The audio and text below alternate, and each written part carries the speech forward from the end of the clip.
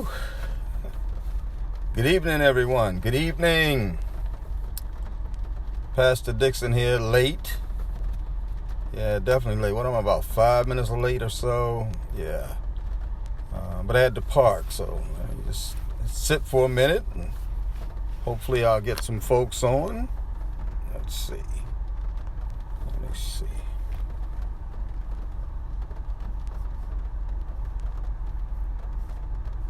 Let's see who I can get on here about right now. Let's see.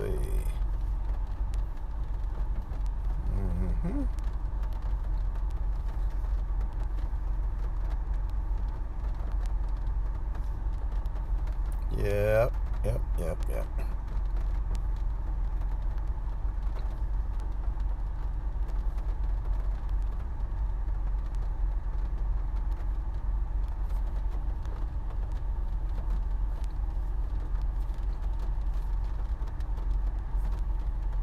Okay, alrighty. I think I'm gonna just let those go right there. Yeah. Hey. Had a chance to look up and see some folks. How y'all doing this evening? Good evening. Please, once again, forgive me for being so late. Was on the road driving. Somebody please let me know if we got good reception, if you can both see and hear me. I'm once again behind my wheel. I am not driving. Outstanding. I love it. I'm not driving. I'm actually parked by Colonial Lake downtown. Had to make a quick dash downtown in order to visit somebody that wanted to help out with the situation with the sudden 3 children that just popped up. Yeah, I'm gonna give folks just a few more minutes. There's so many great people that's coming on. Man, I love you guys. What's good, Lisa? What's happening? Merry Christmas. Merry Christmas to all. To all. And folks like to look at the weather and all of that, but look here. We got life, we got health, we got strength. I'm going to talk about how just great people have been helping out one another, neighbors, the way we're supposed to work together. I'm going to talk about that tonight. To be honest with you, I'm overwhelmed. Somebody reached out to me a little while ago about the children and everything from Mrs. Higgins and her situation to the children, to the Christmas tree situation, to the other families and all of this. Man, I'm overwhelmed. I'm overwhelmed. And to be honest with you, because some of y'all know I get kind of caught up in myself a little bit, in my emotions a little bit. I get teary-eyed. I really do. I well up when I think about the goodness that's in the heart of people. It's just amazing. It's just amazing. And people have definitely, in these troubled times, in these times when people have come up short, especially at this particular season, people have really, really stepped up to the plate and come out of their hearts, the goodness of their hearts, in order to do right by their fellow men, women, and children. And I am eternally grateful. The things that you all have done, the prayers that have been offered, the financial support, the being there for people, these are the things that keep me doing the things that I do. You all never know the impact that your goodness has on me. You'll never know that. You'll never know how much I am fueled in my drive to overcome injustice by the love that you all share for others. It's truly amazing. It's truly amazing. I don't know how that dynamic works. I don't know. I was talking with my brother at church, the pastor at church early today. I attend church at Life Community Church, and I've been there for the last year and a half since the pastor and his son were involved in a shooting in North Charleston down off Azalea Drive. where the pastor was shot 5 times and his son was shot once, and his son died that day. Ever since that day, I've been fellowshipping with their church because the son was the music minister at the church. And it hasn't just affected just the family directly, it's affected the entire church family. And I just felt an obligation in my heart to spend time with that church. That's why during the campaign season, y'all didn't see me at the black churches out there, trying to sell myself or whatever, because there was a bigger mission. And it was a matter of ministering, and continues to be a matter of ministering to others in need. And it's that same spirit that each of you have shown in this season as we crossed the Thanksgiving holiday with a double amputee who was displaced from our home because of raw sewage on her floor, and an uncaring and unfeeling property management that took them over 10 days, almost 2 full weeks before they even began to respond to them. But it was your love that continued to drive me forward and to propel me. Thank you all so much. You all are truly, truly amazing. As I sit here, I'm sitting beside Colonial Lake, the rain coming down. Fortunately, I'm not in a flood zone right now. If I start to float away, I'll let you all know, and that's for sure. Please pray for me. But it's kind of hard to explain when it comes to doing social justice work. Hey, Lori, what's going on, LJ? Broadcast interrupted, off and on. I'm sorry, I don't think I really have a great signal down here, but I do. It's on the Charleston free Wi-Fi, so holla at Charleston, okay? But the work in social justice is not a thankful job. It's not anything that that those of us that do this either look for thanks or expect thanks. But the thanks comes when others do good, because there's an opportunity to do good. And that's why I say, you all have had my heart so overwhelmed for over the last month, and even before, long before, because you consistently have gone out of your way to help others.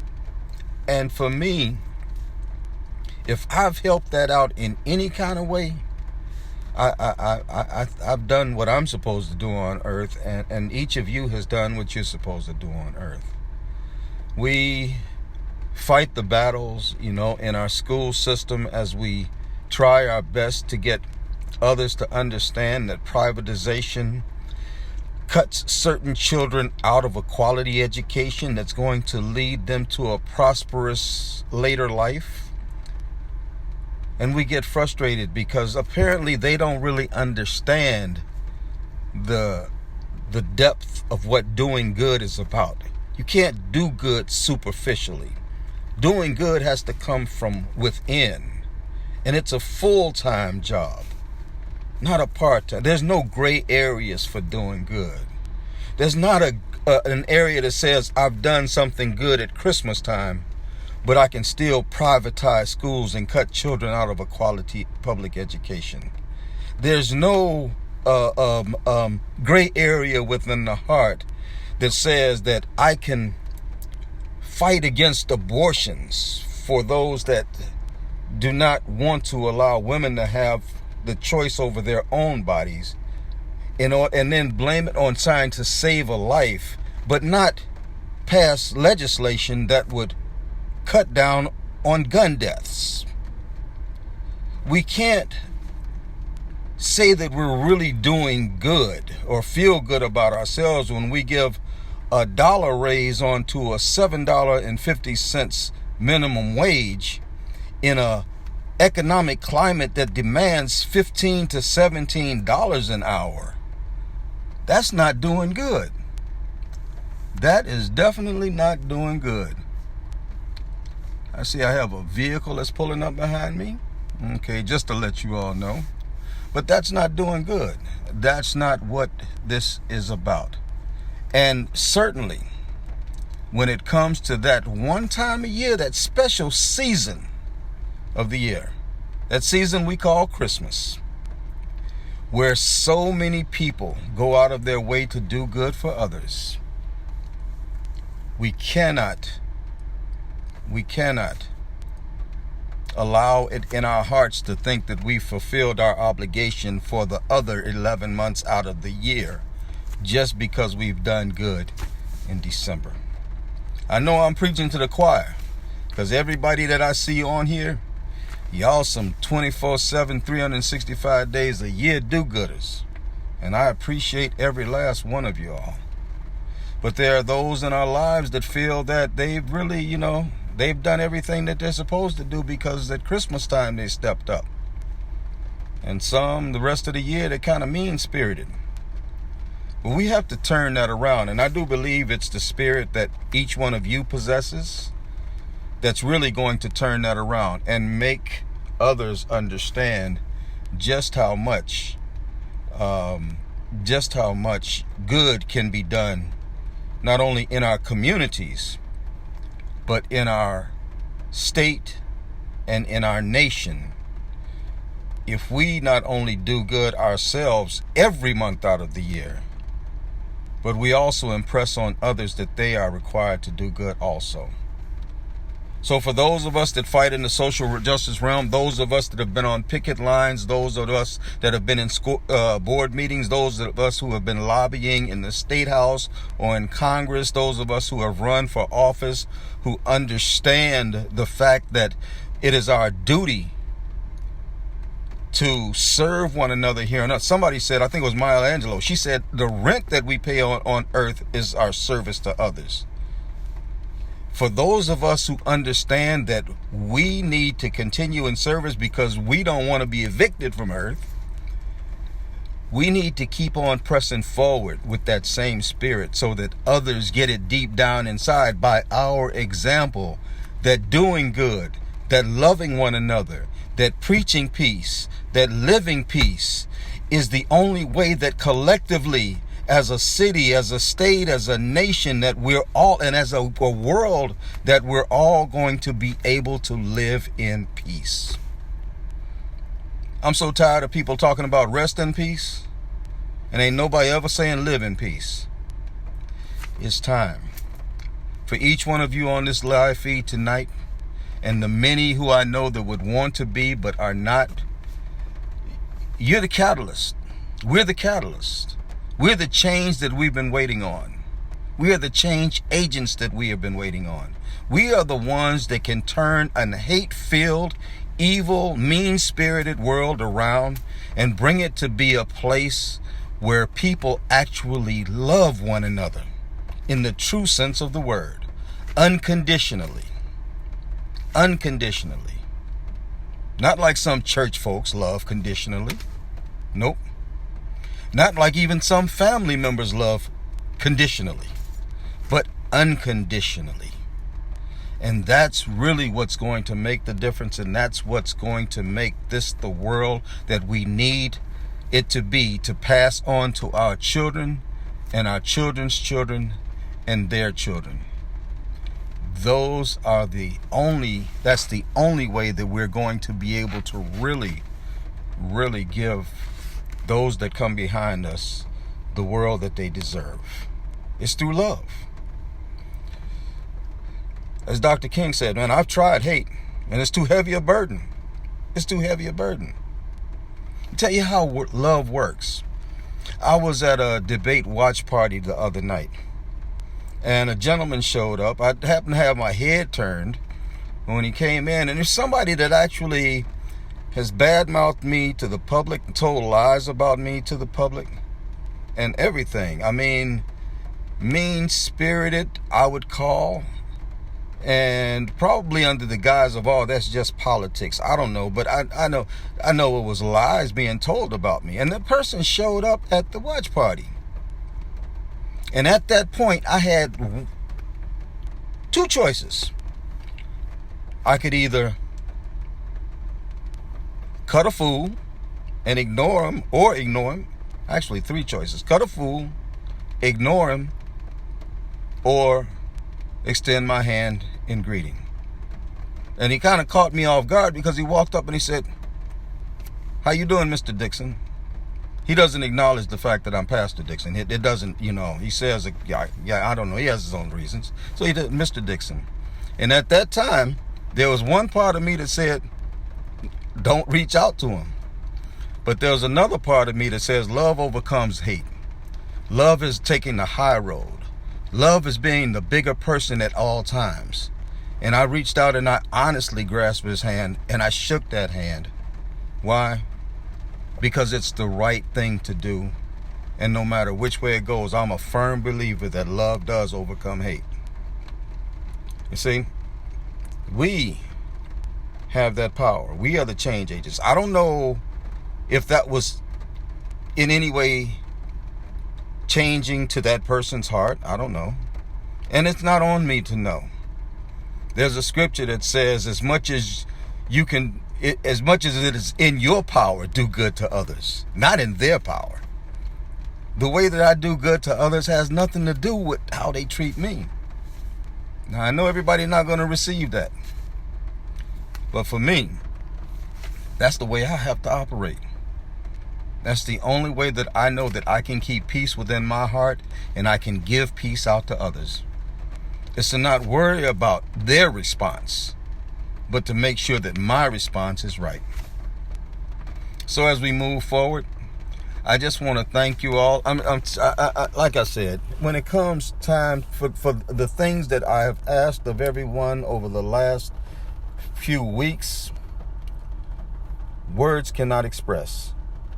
I stopped. I'm telling you straight up. I stopped a little while ago, and I just had to shed the tears of joy, because of good people in this world who have no problem looking out for the good of other people. You all are amazing. Totally amazing. Remember, tonight is this is Hanukkah for our Jewish brothers and sisters. So we need to make sure that we are greeting them according to their faith. Happy Hanukkah. As we move through this week, we will celebrate the holiday. Some call it a holy day of Christmas. I'm not here to teach you or to preach to you.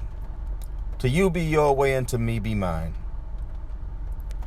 I'm not going to try to change anybody in their beliefs, because I have to respect everyone's beliefs. And I just ask the same in return. We can actually move better toward that world of peace and love if we just respect one another.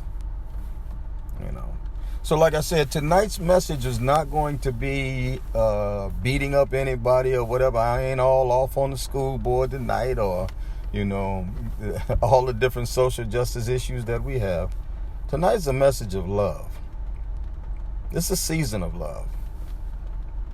And it's a message of love, talking about a season of love that we mean to turn into 4 seasons of love. Instead of it just being the winter time or post-Thanksgiving, pre-Christmas and New Year's time when we show love, we need to start ensuring that we are demonstrating true love with that same heart all year long. And the more we do it, the more we'll draw other people to it. It's because there's something about a giving spirit that will draw others to it. And the more others draw in, the more they'll draw more people. And the more those people are drawn in, the more they'll draw more people. And pretty soon we'll have like a love tsunami going on, where people will just care for and love one another. And I'll say it again. And like I said, this is not beating up on anybody. But, love dictates that I make sure that our children are being educated, all of them. All of them are being educated with a quality education. Love dictates that I don't underpay workers. Love dictates that I'll do anything that I can in order to stop gun violence on the streets. Love dictates that I'm not going to put somebody out of the home that they built and they've lived in and they established their dreams in just in order to make a profit. Love doesn't dictate that I'm one paycheck away from bankruptcy. Love dictates that I can't be. Love changes all of this around. Love is that one mechanism that will fix our world. It will fix our world. Love will not allow for a nation to have examples in leadership that are immoral, that are unjust, and that are downright criminal in their behavior. Love does not dictate that. So, we need to get to that area of love. I think I had it backwards a little while ago when I was saying it, but love is the key. I think y'all understand what I'm saying. Forgive me for being the human that I am. But it's one part of you all. You all are just amazing. Keep doing what you're doing. Okay. Now I'm going to close this out talking about the rally that's going to happen on the 20th. Okay. And before I do that, I just want to say the next live feed that I'm going to do will be on Christmas Eve, and it's going to be very short. And you might want to even have your children handy, because I might just read the Christmas story or something like that. Okay. Somebody can give me a shout out somewhere along the way if you think that might be cool, your children or your grands. Pastor Dixon, reading the Christmas story from the what was the night before Christmas story. But the coalition rally, January 20th, please mark your calendars. I'm going to have a Facebook page up over the next day or so. Event page up over the next day or so. January 20th will be in Marion Square. It follows the YWCA annual Martin Luther King Day Parade. So we'll start around 1:30 in the afternoon. The focus of this year's rally is everything is permitted. Okay, we're good to go. The focus of this year's rally is going to be a threefold: education, labor, and gun violence. The two, education and labor, are things that Dr. King supported and stood for. The things that are contrary to what we see in our state today. Our state fights against the ideals that Dr. King had when it came to education and labor and healthcare, as a matter of fact. So we're sort of going to call out our state in those. And the gun violence, because that is the way that he left this earth, through gun violence. We're also going to do a tribute this year. Some of you have seen on my pages, I've shared some things from Professor Damon Fordham about Mr. Esau Jenkins and his wife Janie, who were the Low Countries version of Dr. King. Actually, he was the Low Countries version of Dr. King in that day. And so we're going to actually honor his memory, and his family will be there with us that day. And we'll see. I'm lining up speakers right now. I'm certain already that there'll be at least one mayor that'll be speaking that day. But there'll be more community people. This is going to be a get up and get involved rally. Okay? Fight for 15 on deck. People in the gun violence prevention group on deck. My friends and brothers in the educational area, fighting for quality public education, will be on deck. And this is going to be like I say, a get up and get involved type of rally. This ain't just going to be a bunch of speakers. This is going to be a call to action. Okay. So hopefully everybody wants to come. Now, for anyone who wants to just sign on as a supporter, if you believe in what we're doing, you can actually inbox me your organization's name, and I'll add it to the list. This doesn't cost anyone anything. You don't have to make any commitments to do anything. No. If your organization lines up with the values that we line up with, and y'all all know the values that I stand for, then I'll put your name on the list for sure. Any one of you is actually open to table at this event, and that includes our political candidates who line up with what we believe. Okay, I ain't trying to feel that other side. Okay, y'all go it on about your business. We ain't no nonprofit or none of that, so I can say who or who is not going to set up a table. Exactly. So please, contact me. Contact me. Presidential campaigns, contact me if you want to set up a table. No, politicians ain't having no microphones that day. I'm sorry. God bless you. Set up a table, okay? I might acknowledge from the mic some, but then again, I might not. Organizations, politicians, set up table. Only caveat we have is that the only thing that we have in that situation is that you can't sell anything. Okay, as far as I know, I'm going to double check on that, but there are no sales allowed. Okay, I'm going to double check on that, and I'll put more information out about it again. So, I hope everybody's still on. I don't know, but I'm going to call it a night. Okay, on that, and I'm gonna get in out of this rain, and hopefully I won't get stuck in anybody's flood downtown here. Once again, I thank you all for that spirit of love that you've all shown. You all are amazing. You've come forward with an open heart. You've offered prayers. You've helped financially. You've done things that this world, that's kind of contrary to what we see in a large segment of this world. You've literally helped others, and that in itself is a sign of greatness. So for each one of you, you're great. You're great. And I know I don't have to tell you that. I don't need to tell you that. You already know that, okay? But I'm so proud to work alongside of all of you all and to be partnered with you all.